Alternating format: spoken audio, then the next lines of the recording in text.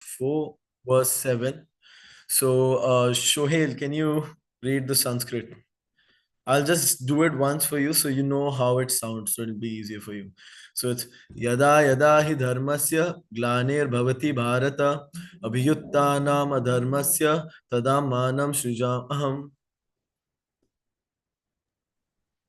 यदा यदा हि धर्मस्य ग्लानिर्भवति भारत अभ्युत्थानम् अधर्मस्य तदात्मानं सृजामि अहम्. Very good. Thank you. Let's see. Oh, Keshava, Hare Krishna. Welcome to Wednesday class. Keshava, can I get you to read the translation, please? This part. Oh, Hare Krishna. I think I tried to join the wrong link, so I'm a little bit late. Okay, I'll try and read it. You've scrolled down, but I'll just Sorry. find my other. So Hang on, I it's have it here it's as well. just the translation part. It's in the middle. Yep. Oh, you want me to read the translation? Yeah, right. yeah. Okay. Well, I'll just read it from the other text that I have here. Sure. Whenever and wherever there is a decline in religious practice, O descendant of Bharata, and a predominant rise of irreligion, at that time I descend myself. All right. Thank you so much. Actually, can I get you to read the purport as well? Just till he heals. So the highlighted part. Oh, the highlighted part. The word the word Srijami is significant herein. Srijami cannot be used in the sense of creation, because according to the previous verse, there is no creation of the Lord's form or body, since all of the forms are eternally existent. Therefore, Srijami means that the Lord manifests himself as he is. All right. Thank you. All right. Hare Krishna Mega. Nice to see you. All right. So Yada Yada Hi Dharmasya Glanir Bhavati Bharata. So this purport, in this verse, the word dharma is very important. Now, I'll ask you guys, when I say the word dharma, what comes into mind? Priya, what do you think dharma means? Just a one word answer. Dharma means like following the religion or doing your work. Yep, following religion or doing work. Megha, what do you think dharma means? Yeah, like to me also it means religion. And I guess might be cheating, but it's written there as well. Yeah. So it's prompting that thought in my head. Correct, religion. Keshava, when I say religion, what comes into your mind exactly? Well, I suppose religion includes some spiritual rituals, spiritual practice, and also, that takes different forms, like, between different people, and I suppose meditation and a connection with a godly consciousness and nature. Yep. So when we think of religion, what comes into our mind usually is some sort of tradition we follow, meditation, some sort of patterns that people do based on what religion they identify with. So, for example, Christians, as part of their religion, they go to church. Hindus, they go to temples. When we think of religion, it's mostly broken down into these social orders. We think that religion means some sort of tradition that people do based on their belief. So we won't be wrong in saying that religion, in our understanding, means faith. Is that correct? That means makes sense. Religion means faith. Whatever faith we have, that is our religion. Some people believe that eating meat is good. They sacrifice meat during their particular auspicious time, and they consume it, while other religions might be against meat consumption. Some religions might be against alcohol consumption, while some religions will be fine with that. So religion is basically in today's time, it means faith. What kind of faith you have, what kind of beliefs you have. Everyone has their own faith. Now, a common understanding in today's time is that we all have our own faith, and everybody in their faith believes that they're right. For example, if you ask a Christian person, I'll not take particular names in general, but it does not, religion does not even mean like these social orders like Muslim, Christian. Religion or faith could also mean what type of ideals you believe in. I believe in socialism. I believe in this particular ideal. I believe in communism. I believe in capitalism. It could be a way of living that you believe is true. Your faith, that is what religion is. That is what religion in our idea is, in our conception is. We always think that this is what is the correct thing to do. But the thing is, everybody has their own faith. And if everybody is correct, then there is no reason for any discrepancy. There's no reason. So Krishna says that he descends down whenever there is discrepancy in religion. So if there was, everybody's faith is correct and everybody's beliefs are correct, why would Krishna need to descend down? Why would he need to come descend on this earth and correct religion? What is the issue? Easier way of understanding this is, supposing if in the United States the driving side is on the right lane, in Australia, in India, and I think other European countries as well, the driving lane is on the left. Now, if I go to America and I drive on the left, saying that no, in my country, according to my belief and according to my country's rules, it's on the left, so I'll drive on the left because I believe that's correct. That doesn't work. It's just it's decided by the government, and based on that, based on the social order, those rules are implemented. So if that makes sense, that is what religion is also. It's these beliefs and these faiths we have are nothing but social orders based on the environment that we have around us. And these vary from person to person. Each religion, each religious principle, they vary from community to community, from person to person. And that need not mean that that is true for everyone. Religion can vary, but what is dharma? What is actually being spoken about? What does yada yada hi dharmasya mean? What does dharma mean? Dharma means order by the Supreme Lord, which is permanent, which is fixed, which is true for anybody of any faith, of any belief, of any order, of any country, of any race, of any nationality. It's not like Shohail is from this country and Keshava is from this country. So it does not mean that the laws of nature work differently for both of us. It's a law of nature that all of us are going to die one day. It's not like I am in a European body, so I won't die, and this person is in that body, so he will live longer. That does not work like that. Laws of nature are true and they are eternal. And that is what dharma also means. Orders which are eternal, which are given by Lord, which cannot be changed. It does not vary from faith to faith. Otherwise, like for example, each country has their own law and order, right? And based on, in some countries, some things are legal. In some countries, that same thing is illegal.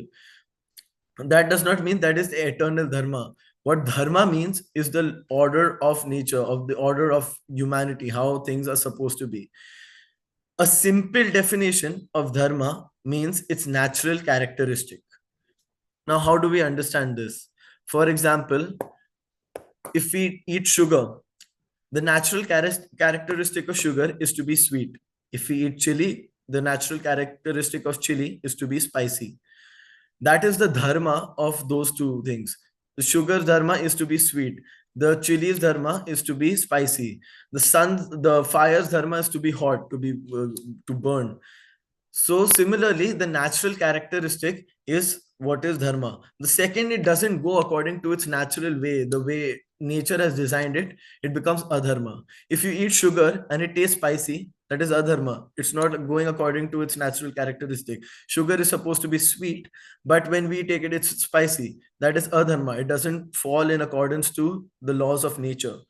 That is what adharma is. So before I proceed, does this make sense? Because this verse is actually very important one and a very common one as well, very popular verse. I don't know if you, I don't think anybody's from like India, so you won't get this. Oh, Priyansh is here. Hare Krishna. Priyansh, have you watched B.R. Chopra's Mahabharat? Hare Krishna. Yes, I have not watched the Whole thing. whole But series, but I you know. seen, yeah, yeah, Yeah. yeah. So you know this verse was very popular in this. It used to come in like the intro. Yada yada Yeah. hi dharmasya glane bhavati bharata. So this is actually a very popular verse. Even if you see most of like the Gita lectures and all, this verse is brought up a lot. So it's very important that we understand the concept. So does this make sense? What does dharma mean, Keshava? What does Dharma mean? Well, Yeah. you said in its simplest form, the the the basic nature of Yeah.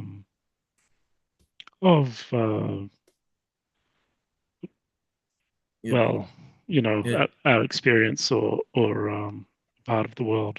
Correct. That's very good. All right. So that is what dharma means. Can I Religion. ask a question? Yep, go ahead. So you were explaining about like a dharma, right? And you said that like if a chili tastes sweet, Yeah, then it would be like against the natural character. yeah, But then how does that happen? Because if you just think about it, I mean, if I just think in very simple terms without like the meaning behind it, yeah, obviously a chili can never be sweet, right? yep. So just like translating that to this, I guess, more deeper metaphorical Okay, meaning. yeah, I get your question. Yeah. So, see that example, if you take it too literally, it won't make sense. But if you think in a broader perspective in life, anybody who's not working in accordance to how nature is designed it, that becomes adharma.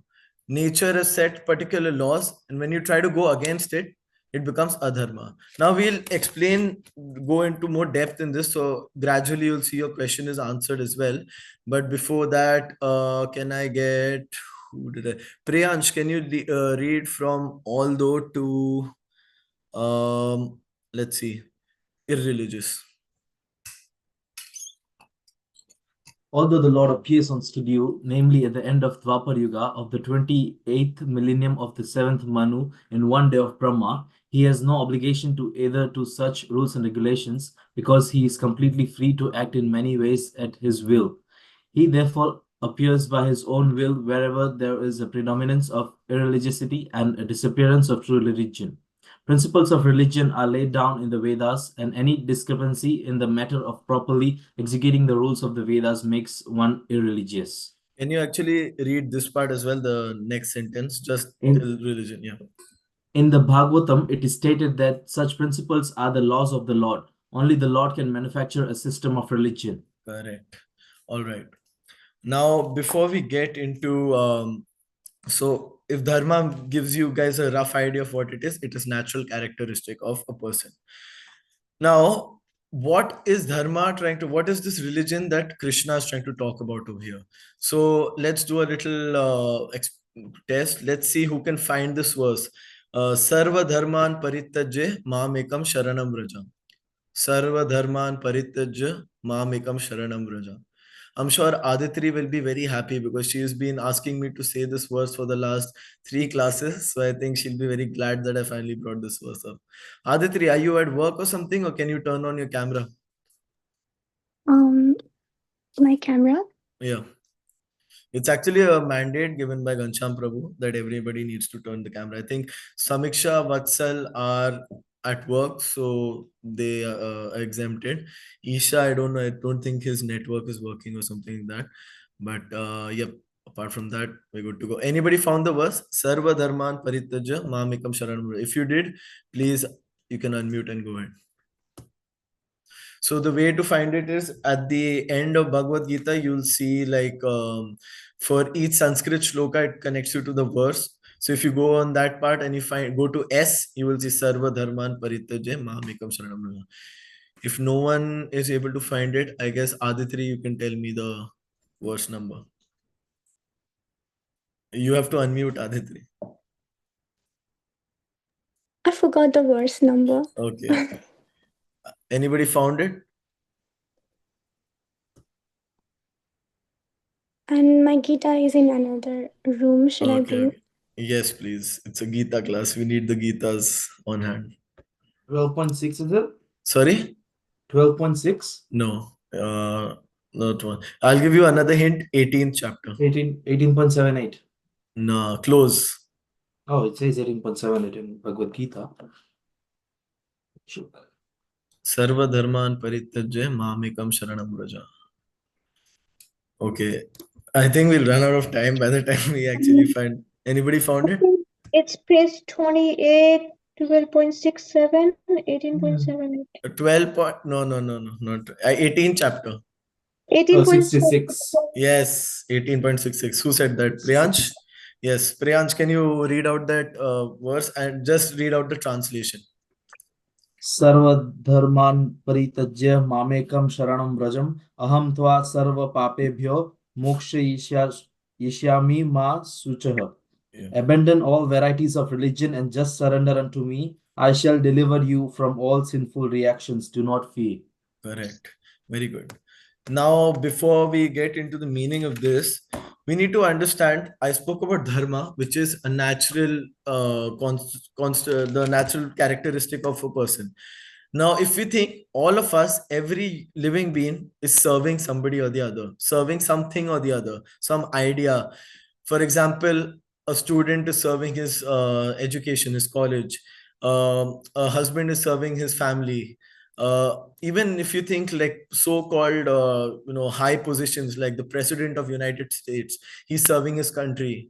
A very rich person, he's serving his property. We all are serving. What does service mean? We should not think of service in some derogatory way. It just means that all our efforts, all our endeavors are based on, are focused on that particular thing.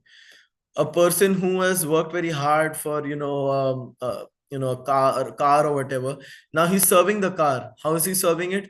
He's working hard, he's getting that money, and he's paying loans for that car. Same with family. He's got that identity of a family, and now he's working very hard to provide for the family. Each of us, there's nobody in this world who's not serving something or the other. From any position you take, whether you see a sweeper on the street, or the richest person in the world, the president of United States, or a simple nobody, everybody's serving. If you're not serving all of this, supposing you're just wandering in the forest, still you're serving your body and your mind. Your mind tells you do this, eat that, think about this, watch this, go over here. You just serve that. We are serving something or the other, or we are serving what, some sort of idea. I believe in socialism, equality for all. I believe in feminism. I believe in this. I believe in that. Or else we're serving some sort of identity. I am American. I am Indian. Or we're serving some sort of caste. Like in India, there are these Brahmin. I'm this sort of Brahmin. I'm from this state. We keep on serving some sort of identity or the other. And that is what is given as adharma. Adharma means that we are now in this trap of serving things which are not really us.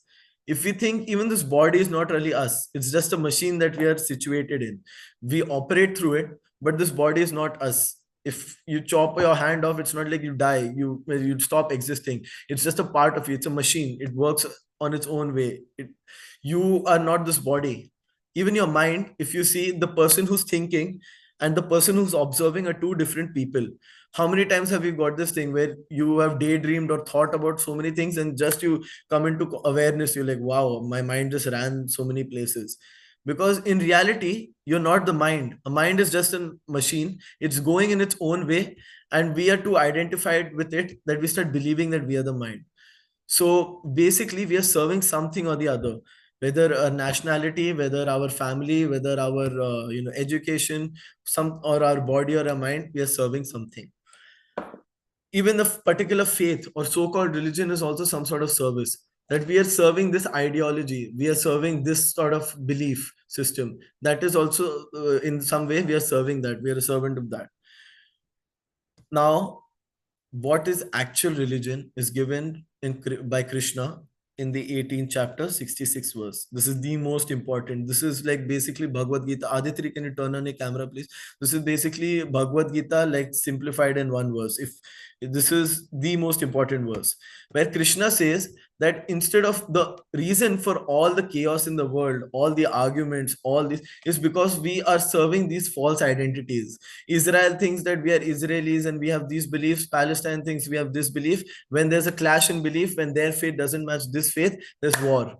And what happens with war? Chaos. You see today in the news, 5-year-old kids are killed, lying on the street. Entire places where innocent civilians stay, they are just bombed apart. Why is this? All this chaos is caused because of what? Because of not understanding who we are actually supposed to serve, or misguided identities. Krishna gives us what our true identity is. Krishna says, abandon all varieties of religion. And by religion, he doesn't mean that you give up being Krishna and become Krishna. He's not trying to say that. All types of, all varieties of religion means all these identities, all these fake beliefs that you've got, all these fake concepts that you worship, all these fake beliefs that you're so fixed on and you're always defending. Give up all of that and you completely surrender onto me. Krishna is also means, the Krishna is the supreme personality of Godhead, or basically God. He's the creator, he's the source of everything. So Krishna is trying to say over here that you abandon all varieties of religion and you surrender onto me. That is the true position of a living entity.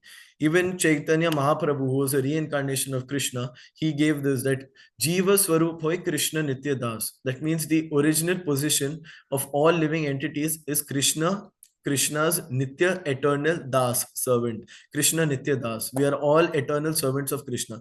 Basically, servant, we should not see it in a derogatory term. It basically means that all our actions and all our endeavors should be done in accordance to God's will, God's plan. Because at the end, everything is supremely controlled by the Lord. And when we perform in accordance to that, we are naturally happy. If a river is going in a certain way and we try to go against the current, we'll just be pushed back and we'll face obstacles. But if we naturally go with the flow of the river, we'll see our journey will be smooth.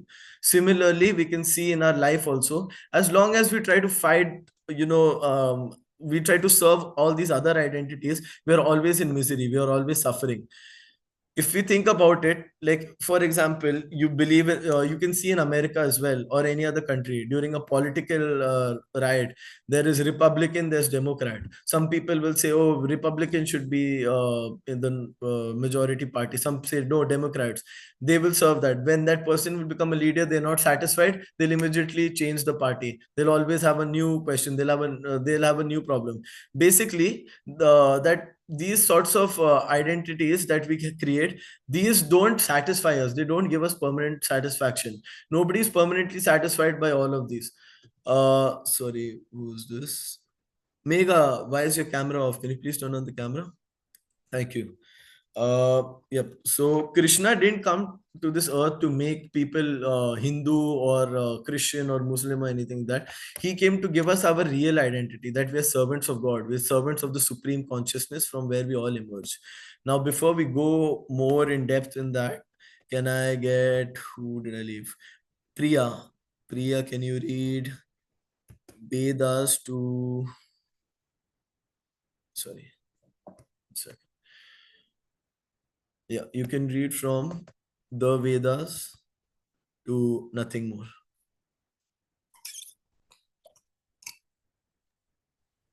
The Vedas are also accepted as originally spoken by the Lord himself to Brahma from within his heart. Therefore, the principles of dharma or religion are the direct orders of the Supreme Personality of Godhead.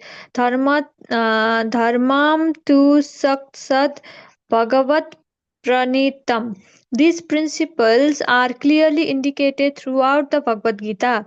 The purpose of the Vedas is to establish such principles under the order of the Supreme Lord, and the Lord directly orders at the end of the Gita that the highest principle of religion is to surrender unto Him only and nothing more. Correct. Now, if you come to think about it, all these identities, all these things that we worship, these things that we believe are true, and like for example, you support a particular sort of movement, particular sort of democratic party, particular type of faith. We are not doing it for that person's satisfaction. For example, somebody is running for president and we are supporting them, we are for them, we believe in them, but we are not believing in them for their satisfaction. We are doing it for our own satisfaction. That if this person gets elected, he promised us that he will give us this, which is in my self-interest. So in a way, we are that even that support that we're giving him is because of our own self interest. It's for our satisfaction, not for his. And if we see, everything that we so believe in or we are serving at the moment is somehow or the other for our own satisfaction. We are working in a job. Why? Because you're getting money from it. Imagine if Shohel, tomorrow you're working at a job and your company says, Shohel, you work very hard, we are very happy with you, but we are not going to pay you from tomorrow, but please work hard every day and come for 9 to 5 and work for us. Will you work? You'll be like, get lost, go to hell, I don't want to work for you.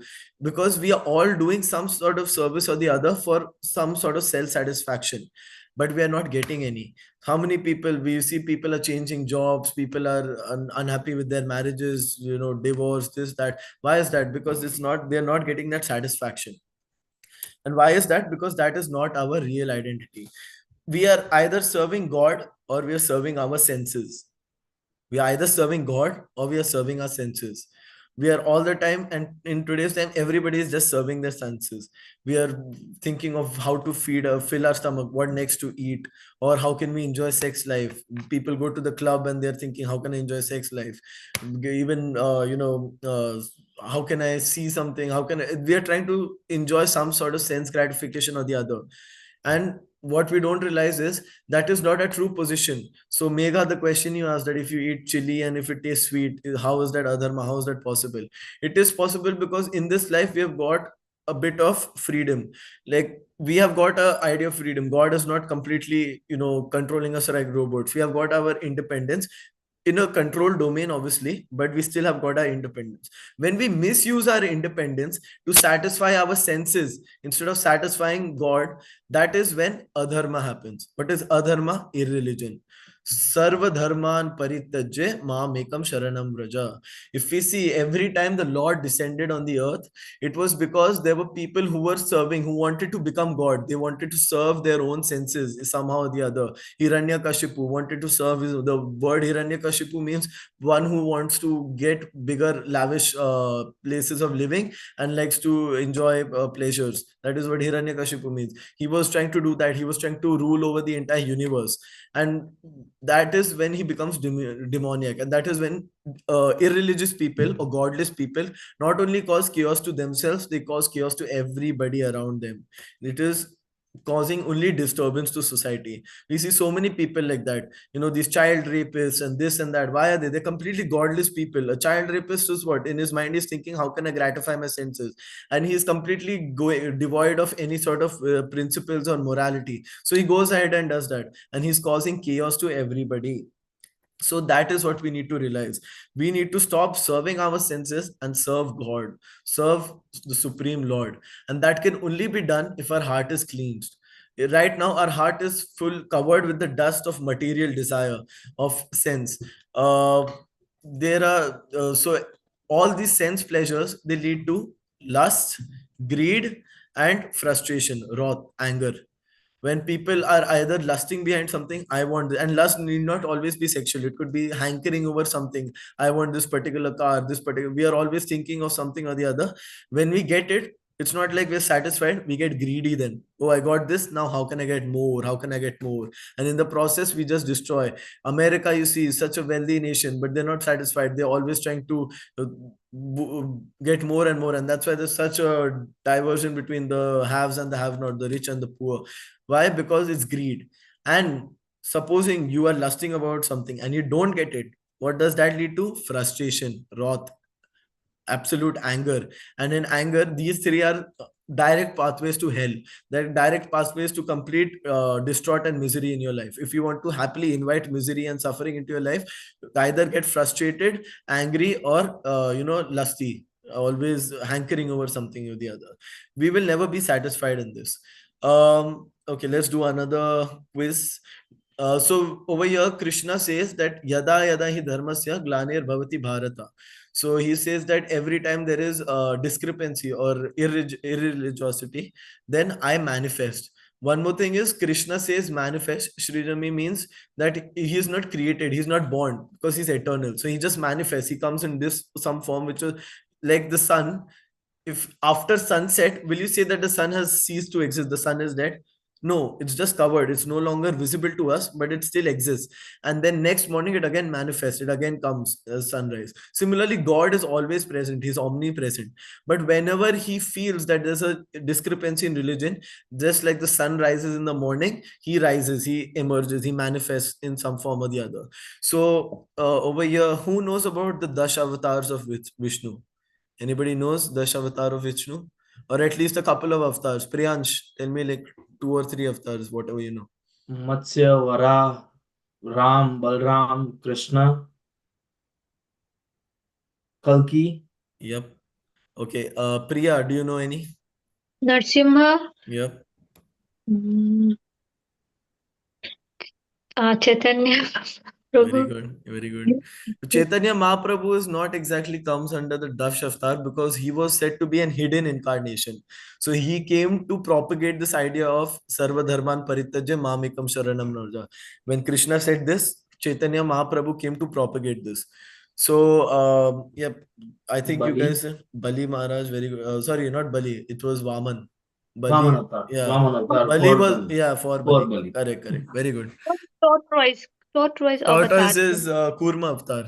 So Kurma. Kurma. the Kumbh Mela, which is going on right now in India, so that's the story. When the Samudra Manthan was happening, the churning of the ocean of milk, Lord Vishnu came in the form of Kurma avatar, and he had the hill on his back so that the demigods and the demons can churn it. That's a long story, but I just wanted to see if you guys had an idea. Very good. So those are the 10 avatars. So every time, if we see all these avatars, they came whenever there were what? Adharma. People who were serving their senses, who were irreligious, who were trying to become God. And they, he came and he got them in order. Aditri, you got your hand up.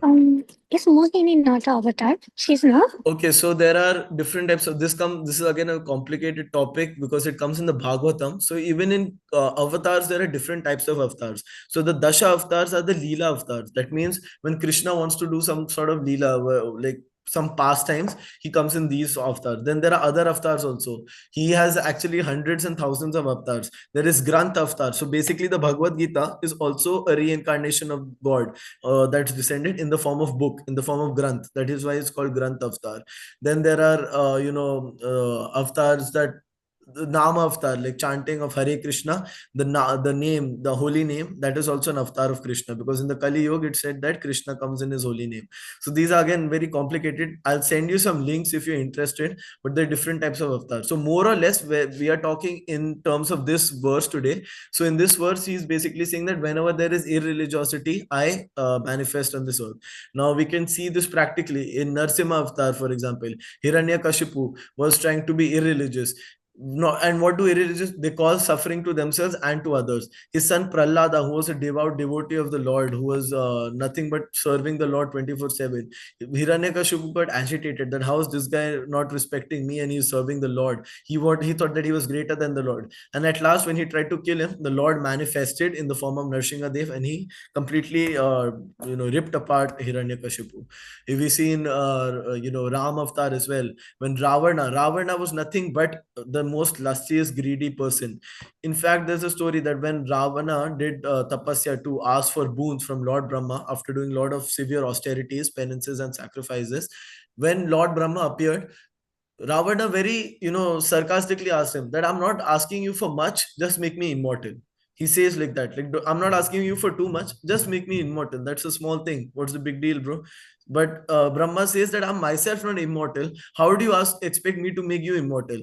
And then after that, if you see throughout Ramayana, Ravana was basically if he was walking down the street, he would get lusty after seeing a woman. He would simply go rape that woman and then go back to his business. He was like that. He was very so greedy that when he did penances and Lord Shiva came to give him boon, he asked for his entire Mount Kailash and he asked for his wife Parvati. So you can see these are basically as completely greedy, selfish people who are always, even in Mahabharata, Duryodhan, he was jealous, he was envious of the Pandavas because they were, Yudhishthir was the Dharma Raja, he was the king of religiosity and he was ruling over the entire earth. So through his, wicked schemes in a gambling match, he completely rigged the match and he tried to win over the entire kingdom. And dharmas, also we can see how they mistreated. They were miscreants. They were mistreating the wife of the Pandavas. When they were playing the gambling match, they won over everything: their kingdom, their horses, their chariots, their army. They even bought over the Pandavas individually as slaves. They bought them, and then they bought finally, when Yudhishthira had nothing to bet, they finally, even his wife Draupadi was sold to the Kauravas. And the Kauravas, being godless, irreligious miscreants, they dragged Draupadi in the middle of a assembly when she was not even well dressed, and they tried to strip her naked in front of everybody. And when that happened, um that is the reason basically why this entire Mahabharat war happens, because Krishna saw that if these people who don't even know how to treat a queen, a lady of high character, they don't even know how to treat them, how will they treat the citizens? What will happen to society if these types of people are in charge? So Krishna always comes and manifests on the earth for these few reasons. So we'll just quickly just have a read on this one. Paritranaya sadhunam vinashaya cha duskritam dharma samsthapina parathaya sambhavani shambhavami yuge yuge. So Aditri, can you read the translation, please? To deliver the pious and to annihilate the. Sorry, I'm walking at the same time. I'll just stop Okay, walking. can I get okay, Just yeah. quick. I'll Yeah, just stop and read. yeah, go ahead. To annihilate as to establish the principles of religion, I myself appear millennium after millennium. Very good. So let me Megha, do you have a rough idea of the Mahabharata? Sorry, me? Roughly, like Roughly? Okay. So when Krishna says to deliver the pious, who was the pious person in Mahabharata? Who did he deliver? Who did he protect? Who did he support? was it Arjun? Correct. Arjun, or we can say the Pandavas in general. Yudhishthira was called Dharma Raja. Why? Because he was the most moral person in the world. Literally, he was given that boon when he was born only. That his mother was told that your son is going to be the most moral, righteous person in the world. He always used to have dharmas first. Annihilate miscreants. Let me see. Shohel. Let me see. Okay. Ramayana, who is the miscreant that Lord Ram annihilated? This is a simple one. Say that again. In Ramayana, when the Lord appeared as Lord Ram, who did he destroy? It's written annihilate miscreants. So who is the miscreant in Ramayana that Lord Ram annihilated or killed? Ravana. Yep, Ravana. Hmm. Basically, and re-establish principles of religion. I myself appear millennium after millennium. So every time there's a discrepancy, it's very clearly given in this verse what the Lord manifests and what is his mission. Every time the Lord appears, first of all, the Lord has no compulsion to appear. He can appear as he feels like, whenever he whims and fancies. He's not, directed by anything or anybody. So whenever he wants to, he can appear. And it's also very clearly given why he appears. When he appears, he comes for delivering the pious, for annihilating the evil, and for establishing dharma or real religion, which is to make people understand that stop serving these bodily identities, stop serving your senses, and serve me. Now if we think about it, Priya, in animal society, is there any religion, is there any sort of dharma, are there any moral, have you ever heard of a moral hyena, a hyena who says I will act in a very moralistic righteous way? No, No, right? no. Animalistic society is basically irreligious society, a society without any morals, without any principles. That is irreligion. And whenever a person, they completely, only serve this body, negating all that, they only think that I am here to serve my senses. Hence we will see people will work very hard 9 to 5 to make money. In the weekend they'll sit and drink. Why? To serve their senses. They'll sit and smoke to serve their senses. They'll indulge in illicit sex. Why? To serve the senses. They'll kill an animal and start eating the meat. Why? To serve the senses. They're always serving the senses. In the process, they're causing chaos to not only themselves, they're causing chaos to everyone around them. And that's why dharma is very important. Sarva dharman Tyajya Mam Ekam Sharanam Nama, Sharanam Vraja, where Krishna says that abandon all these types of, stop serving all these types of identities, stop serving a senses, stop serving this particular idea or philosophy. Simply surrender unto me, surrender unto God, and I shall deliver you from all, aham tvam papebhyo mokshasyami masucha, which means that I will free you from all these sinful reactions and sinful activities, and mokshasyami, finally you will surrender, come back to me. Our original position is the servant of God, where we are actually the children of God, and we are supposed to, we have come on this earth to carry out the plan of God. But we are, this material world means anybody who's in this material world is simply here for their own enjoyment. Material world means enjoyment. All of us, the reason why, like somebody might ask, oh, if we are actually the servants of God, if we actually belong to God, then what am I doing? What the hell am I doing over here? Why am I in this? Why am I suffering so much? Why do I have to work like mad and study and do that, this, that, and so many problems, this disease, that? Why do I have to go through all of this? Why am I here? That is because the God cannot force us to do anything. It's like a child when they cry to their mother that I want to go here, go here. A mother can only say till one point. After a point, like the child is crying, I want to eat this candy, I want to eat this candy. Mother can only stop till one point. After that, she says, go ahead, do it. I told you, if you eat this candy, you'll have a upset stomach, something like that. I'm just giving an example. And you still insist. Then mother says, okay, go ahead, but you'll have to suffer the consequences. And we, out of our own desires, with this desire of enjoyment, with this desire of becoming God, we end up in this material world. And in this material world, there's simply suffering. There's only false idea of enjoyment. We are always like, you'll see people, they go to nightclub and they come out and they say, wow, man, that was a great night. But was it really a great night? Do you really think it was a great night? If you see, it's so superficial. You're not even enjoying, you're not even in the moment. You're busy wondering, what is this person thinking? Am I dressing good? How can I post this on Instagram? What should I do to impress this person? It's all superficial. Even social media, it's all superficial. How can I appear very opulent? How can I appear very happy and wealthy? In reality, they're miserable, they're broken from inside. So it's all false sense of enjoyment. That's why we end up in this material world.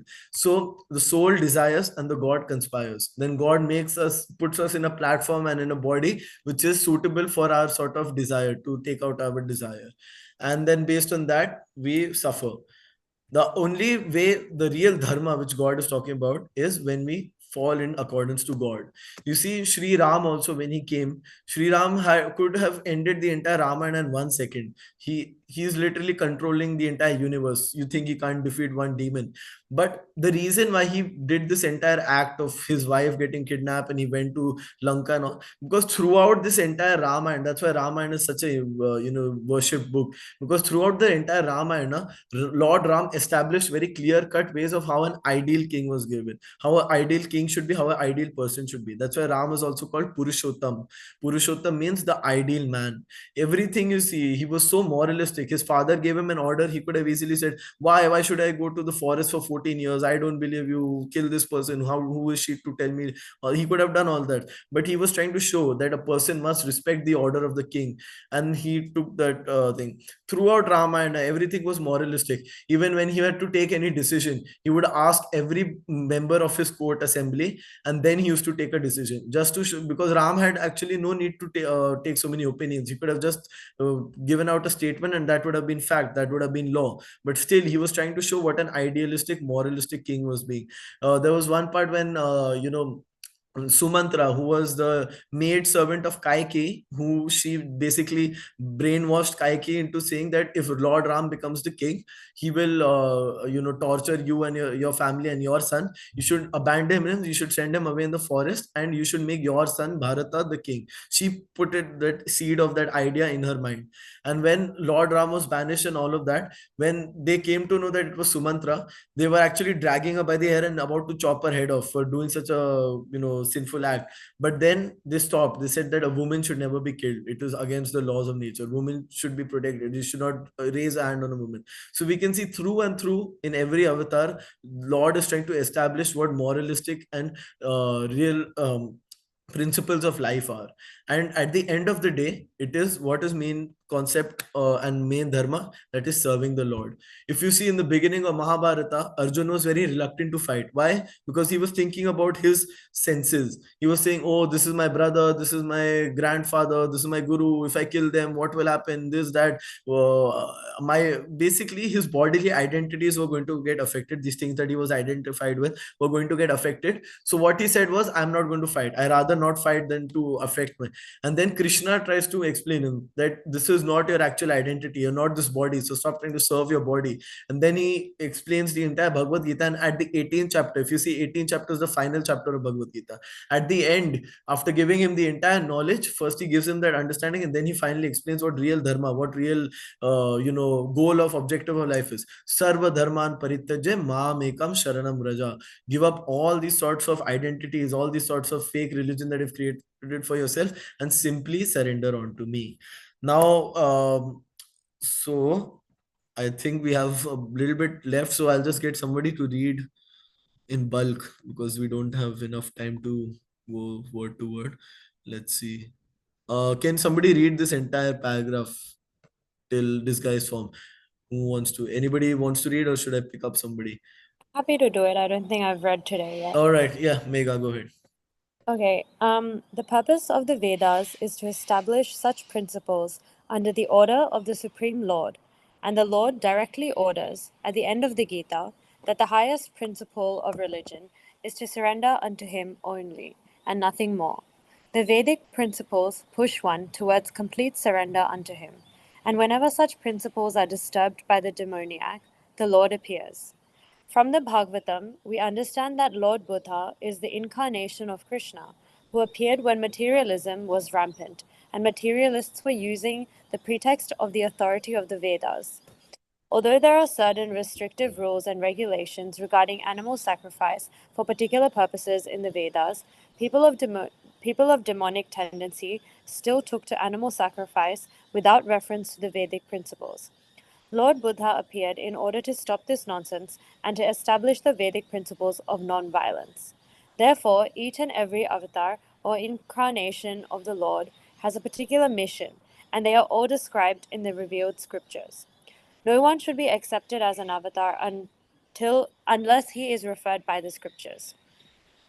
It is not a fact that the Lord appears only on Indian soil. He can manifest himself anywhere and everywhere, and whenever he desires to appear.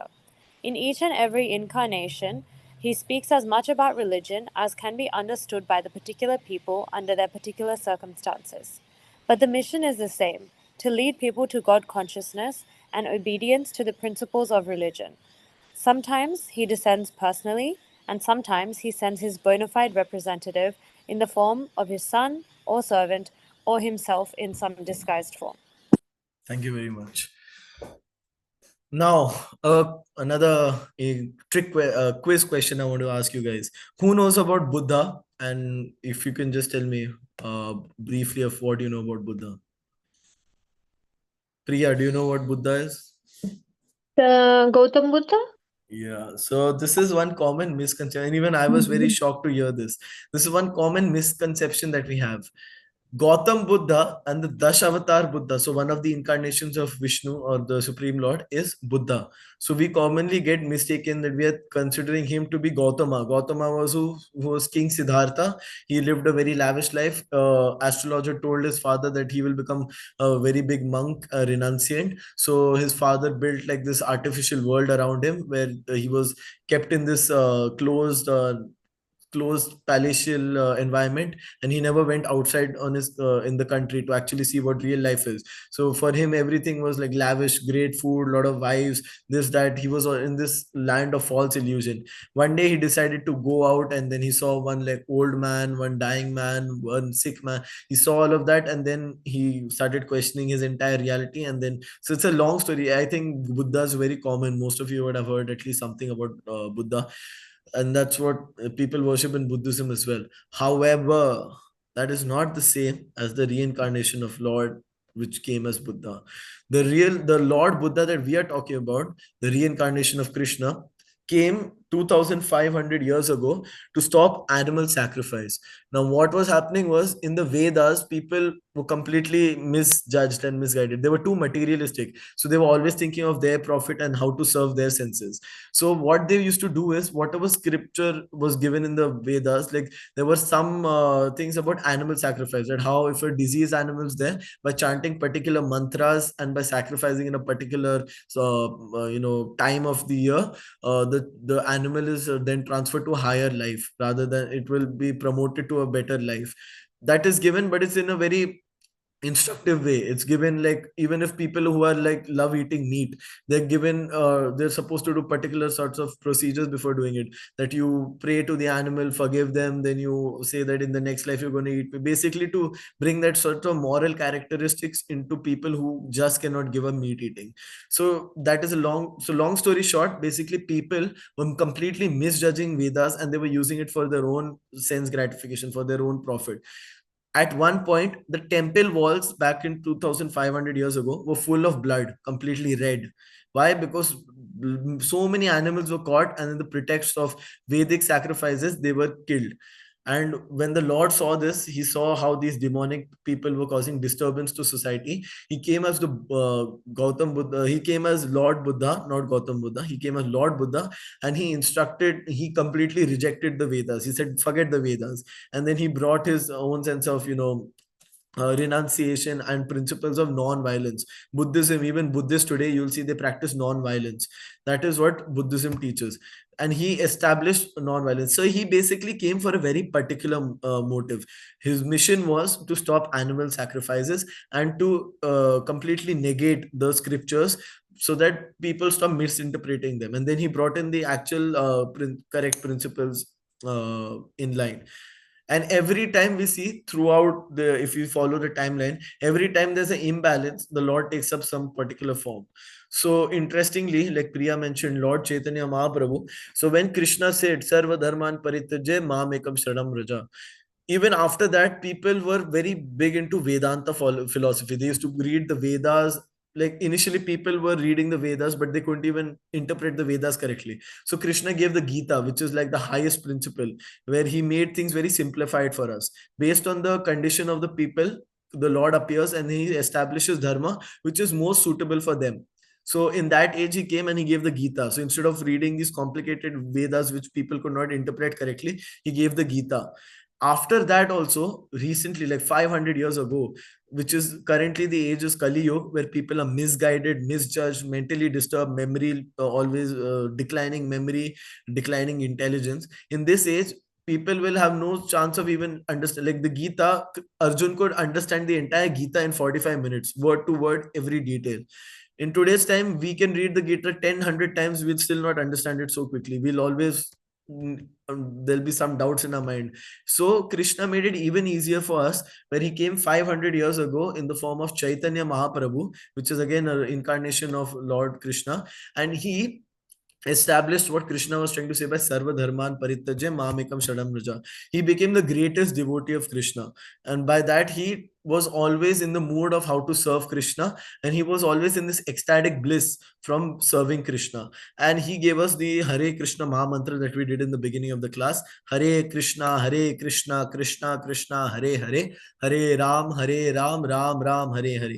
So Lord Chaitanya Mahaprabhu gave us this benediction, seeing the condition of the present age people. He saw that people are cannot even interpret and understand the Vedas correctly, cannot understand the Gita. Gita is still simplified for us. Vedas completely forget about it. Nobody in this age can actually understand the Vedas. So he's made it so simple for us that simply by chanting, we can actually pure our heart, cleanse our heart of all material contamination, and then we will be actually situated in our real nature. What is our real nature? Our real swabhav. Our real nature is servants of Krishna, the eternal servitors, how we can please Krishna. And in that, we also are joyful. So we can practically see by chanting Hare Krishna, if you guys chant regularly, particular amount of rounds, whatever you can do, 4, 5, whatever is at beginning.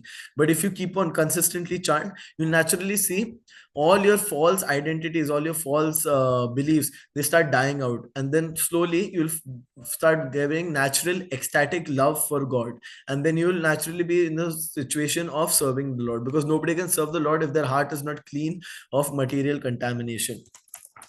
Now that is why the Lord appears every age, to establish dharma based on the situation.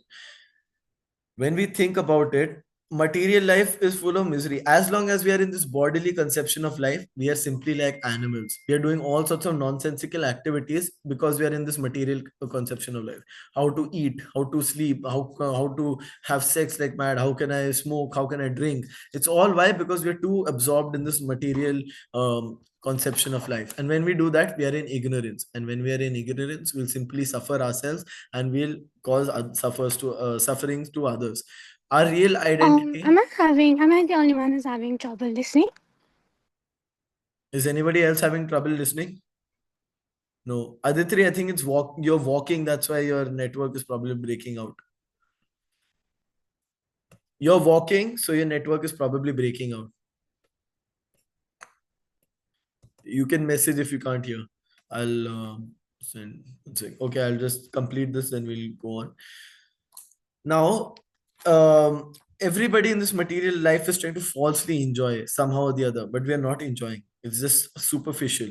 And when we cannot satisfy ourselves by material nature, we should make endeavors to. I'm not trying to push anything on you. I'm trying to give you food for thoughts. Think about it.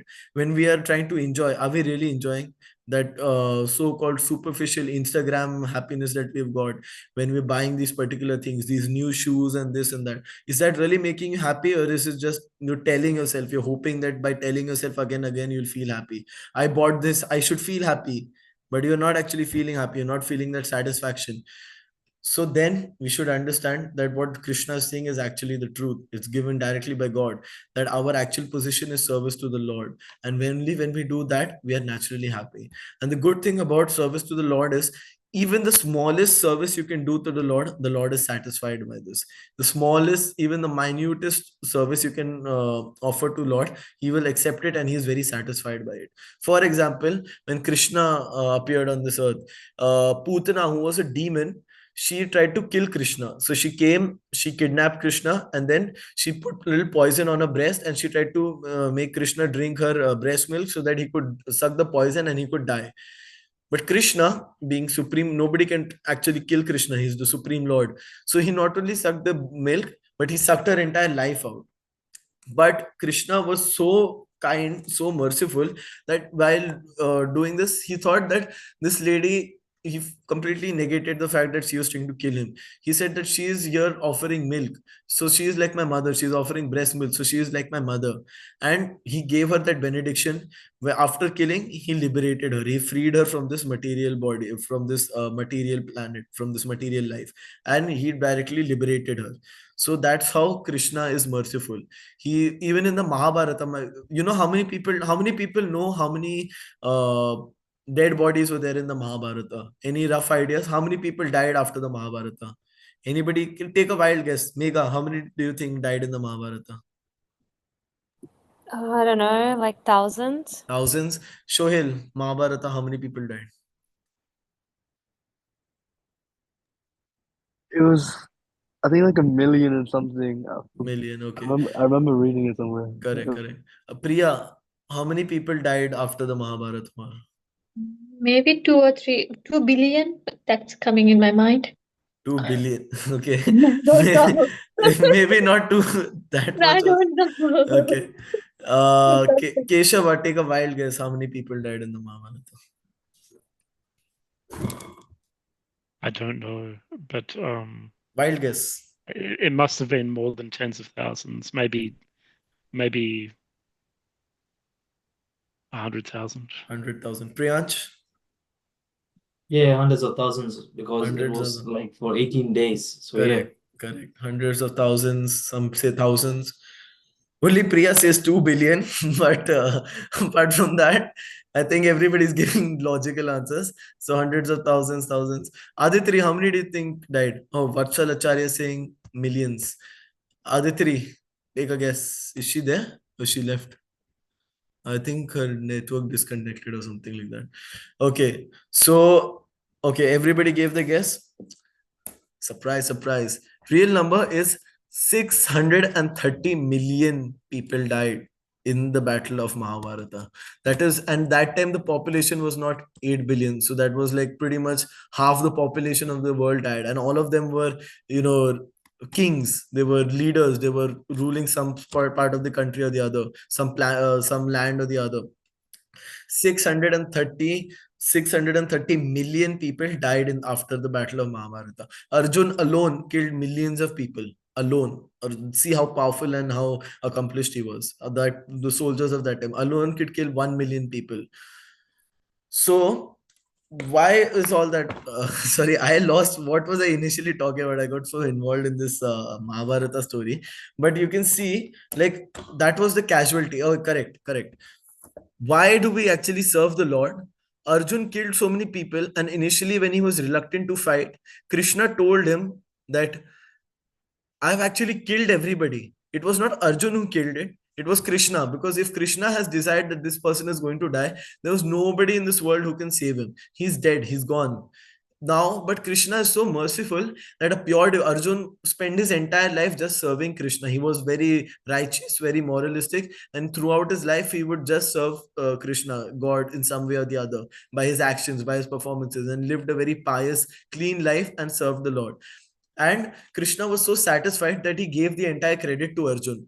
That Arjun was now known as Shuryavir Arjun. He was the greatest warrior. Why? Because Krishna gave the entire credit to him. Krishna, in fact, told him at the beginning that either you can run away or you can fight. In either case, these people are going to die. So there's no point crying over these fake bodily relations that you have. These people are dead. You simply take the credit. That's how merciful Krishna is on his devotees. And you might think, wow, 630 million people died. How cruel is this Krishna? This guy seems like a very demoniac person. He's just killing around people like that. How kills 630 million people? But Krishna actually, if you see, liberated all of them. How do we know that? Because it's given in the scriptures. I'll tell you, I'll send the exact verse also on the group, where Krishna, anybody who has darshan of Krishna at the time of death, remembers Krishna or sees Krishna at the time of death, is immediately going back to Krishna. And whatever you remember at the time of death is what you get, are gifted in the next life. Whatever desires you have is transformed in the next life. So similarly, if you see Krishna at the time of death, he immediately liberated. So these people, when they were Arjuna, Krishna was a charioteer of Arjun. So when Arjun was shooting an arrow, actually it was not the arrow who was killing. Krishna was gazing at them, and by his gaze, he was reducing their lifespan and immediately killing them and liberating them. So all these people in bulk were liberated. So that's how merciful Krishna is. Now, without even getting into too much scripture, if you want to see this practically, we see anybody who's gets genuine satisfaction is doing something which is larger than themselves. They say if you want to be happy, do an act which is beyond you. Do some active, be a part of a plan which is bigger than yourselves. That's why you'll see all these great billionaires, after getting so much money, very few, like most of them, they start taking in initiatives for world benefit. They'll start cleaning the oceans. They'll start feeding the poor. They'll start making schools, hospital, colleges. Why is that? Because with that amount of intelligence, that to accumulate those billions of dollars, they also get the intelligence that my real happiness and my real satisfaction is service to Lord in the form of service to society. So we should also understand that our actual happiness lies in service to Lord. And how can we serve Lord? We can do simple acts. You can just make somebody's day by giving them, listening to, if somebody is troubled, just listen out to them. Don't even need to give your opinion. Just by somebody simply is sharing the distress with you, just knowing that somebody is listening, they feel very relieved. That is also service. Any way or the other, just know that if I want to be happy, my objective should be, how can I make the Lord happy? What will make Krishna happy? How can I, what action can I do that will make Krishna happy? Last, let's just conclude, and then after that we can end the class. Priyansh, can you read? Priya, I think you raised your hand before. Did I leave anyone out, by the way, for verse reading? Isha, are you in a position to read, or are you at work or something? Okay, I don't think his mic is working. Priya, you can read the last paragraph.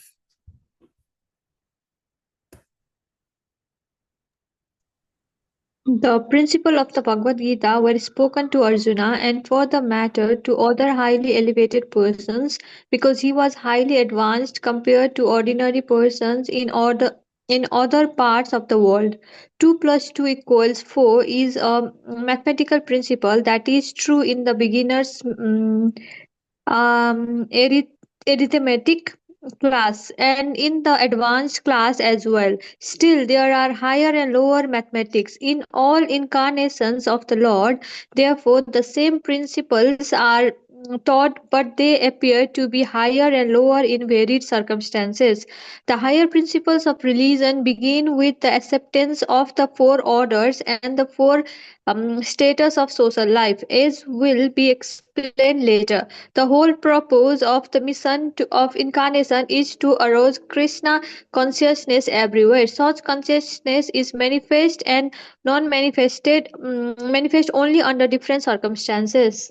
Correct. So every time Krishna appears, um, even though he comes in different forms and establishes different things, it's all based on, like the point I just touched before. It's always based on the present state of society. Based on that, he establishes dharma. So initially, it was the Vedas.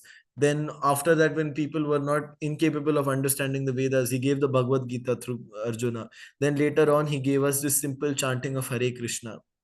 So based on the present state of society and the circumstances, he will perform his acts and religion. But at the same time, the purpose is always the same. The purpose is always to arouse Krishna consciousness or God consciousness. And what is that? It's that to get people out of this false bodily conception of life, this animalistic life that we're living, and to understand our true nature, which is part and parcel of God, servants of God, and we can then truly be happy. And for those who might think that, what about if I do some social work, what if I do some charity, isn't that actually service to God? What do you want, what do you mean this chanting of Hare Krishna and all of that? You might give me that argument, but we don't understand that by service to God, we're actually serving all these other social works. We're being socialist, we're being moralist, we're serving our family, we're serving our friends, we're serving every part of our, every start of life is being served if we simply serve by God. Simple way to understand this is, if you water just the roots of the plant, the entire tree is satisfied. Similar, why? Because the root is the source of the how from which everything emerges. Similarly, if you serve the Lord, everything will automatically be satisfied naturally, because Lord is like the root and the tree is this material life that we're giving, these orders that we've been given. So all these social orders and financial order, everything will be naturally satisfied if you simply work in accordance to God. God's plan is always greater because he can see the past, present, and the future, and based on that he gives us circumstances. But if we are ignorant enough and we are simply thinking ourselves to be this body and then serving it 24 by 7, we are in suffering, we are in ignorance. We should understand, aham brahmasmi, I am spirit soul, I am not this body, I'm not this mind, I am spirit soul, I am servant of God. With that, I'd like to conclude. Thank you all for joining. If there are any questions, you guys can please let me know. Anybody has any questions? Okay, given the time, I think we can end today's class. One little request I'll make. I don't want to say like assignment or something like that because this is not high school. But one request I'll make is reading, like I said, Bhagavad Gita is the Granth avatar of Krishna. So if you want to serve Krishna, one easy thing you can do, a simple way you can do is by reading Bhagavad Gita. Bhagavad Gita teachings are eternal and always going to be true and are always going to bring some sort of benefit to our lives. So please have a look at this verse 4.8. I'll put this on the group as well. Just have a brief read through it whenever you have free time. We do so much, we watch reels and spend our time like our free time in vain. We should if you have free time, you might as well read the Gita for some time, and it will actually bring so much benefit. You won't realize how much benefit it's bringing to you. So have a look at this verse. This is just basically, and now that we have done a class on the previous verse, you'll have some context on what this verse is talking about. So have a read through it. Very interesting verse. We'll briefly discuss about this next class. I'll put this on the group as well.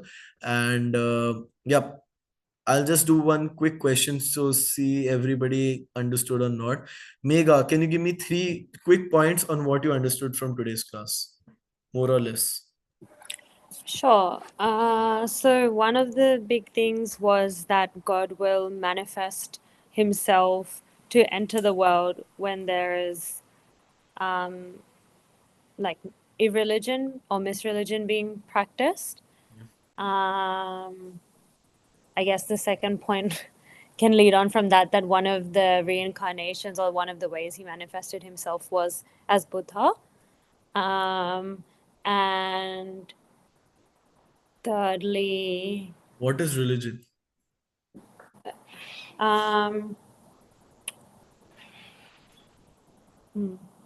Okay. Very deep question. Sorry. Yeah. Okay. Shohail, what is religion? After this class, what is your understanding of dharma or religion? I can say like it's like a spiritual law. You can say kind of like that. I'm that's like my understanding of it so far. Okay. Yep, that's good. Um, Priyansh, what is the dharma that Krishna is talking about in this? What is the dharma that Krishna is trying to talk about in this verse? Dharma, pretty much in Krishna consciousness, which Krishna taught and what we have been taught, is to abide by the rules of the nature, what Krishna has given to us, to surrender to himself Correct. and to practice it every day. Correct. Yeah. Very good. Priya, how many people were killed in the Mahabharata? It was 6,030,000. Yeah, I got scared when he said 2 billion. I thought like people will give I don't know 1,000. why that number occurred to my mind, and No, I said because that I'll I just had go this with entire it. thing in mind. I knew people will give like low numbers, hundreds, thousands, and then I'll be like, surprise, surprise, it's 6 million. But then you took the bar so high that I think, last time when Ghanshyam Prabhuji asked, I just gave the minimum number, and I was like, at that time, I know there was so many people, like it was a huge amount. So at this time, that number occurred to my mind, and I just said that one. No, that's good. Okay, so I hope you'll remember this number in the future. I think I will.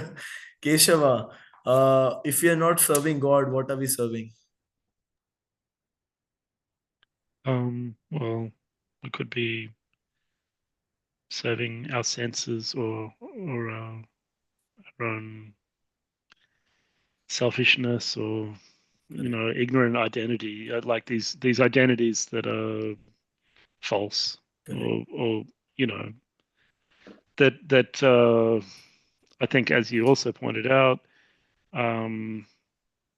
which made sense, was that being in the mode of ignorance like this can also create suffering. We're not aware of it, but it's not benefiting other people or the world at large. Very good. That's perfect. Being in ignorance is only going to cause suffering to you and people around you, world at large. That's why we see in today's time so many ignorant people and there's so much suffering in the world. Lastly, Aditri, after this class, what is one thing you understood about how to make yourself truly happy, not falsely happy? How can one make themselves truly happy? I actually joined class in half and Okay. then had to leave half. But Mega, from what how I do sorry, understood, go ahead. My bad. sorry, No, go ahead, sorry. in between, I think we have to make for making ourselves happy is serving God, because Very our good. true happiness lies in serving God, because our fundamental nature is to serve. Yep. But the only way we can be happy is by serving God. Very good. Perfect. See, even though you missed out some of the class, you got the main point correct. All right. Thank you very much for joining. I hope you guys will take some lessons and implement this in your life. Remember, your real happiness lies in something that's bigger than yourself. And what can be bigger than ourselves than God directly? Once you serve God, everything falls in place, everything is in order. This practical experience. The simplest way to serve God, or at least make our steps towards serving God is by chanting Hare Krishna, which was given, again, established by Lord's incarnation as Chaitanya Mahaprabhu to cleanse the heart of material contamination. So you can start chanting your rounds. Next class, I'll also ask you guys how many rounds are you chanting, because it's also good to have that consistency. Otherwise, I see a lot of people, they join today, then tomorrow they'll go like they listen, they'll accept everything, but the next day they'll again be trapped by illusion. So chanting is actually the bulletproof jacket that we are wearing right now to save ourselves from ignorance and illusion. So keep on chanting, keep on reading the Bhagavad Gita, have a look at 4.8, and I'll see you next Wednesday. Oh, sorry. By the way, next Wednesday, I don't have class because I'll be traveling overseas. So I'll just talk to Ghansham Prabhu. I'll see if he will take over, or else we will skip next week's class because I'm not there. And also, anybody who wants to have an in-person class, we have one every Saturday at 5:30 at Crow's Nest Community Center. Please let me know. I'll add you to the Saturday group so you guys can join. There's an online option as well if you can't make it, if you stay too far away. But please do come for that. That is more like interactive, where we have like community events as well, like quizzes, all of that stuff. We do kirtan. There's delicious prasadam. So if you can make it for the Saturday one, if you stay nearby, please join it. Just Yeah. question that one. Yeah. But is that going to be covering different content, or is it the same It's content? Bhagavad Gita. It's a Bhagavad Gita class only. So same content. Yeah, I This- know, but like, you know how we did 4.7 today? Okay, yeah, like that. So is it like So a repeat of the same thing? no. This is Hey, not, or- that one is more of like it's like people who are very new to Bhagavad Gita, but at the same time it's more practical things also. Like we did last class, the topic was like mental well-being.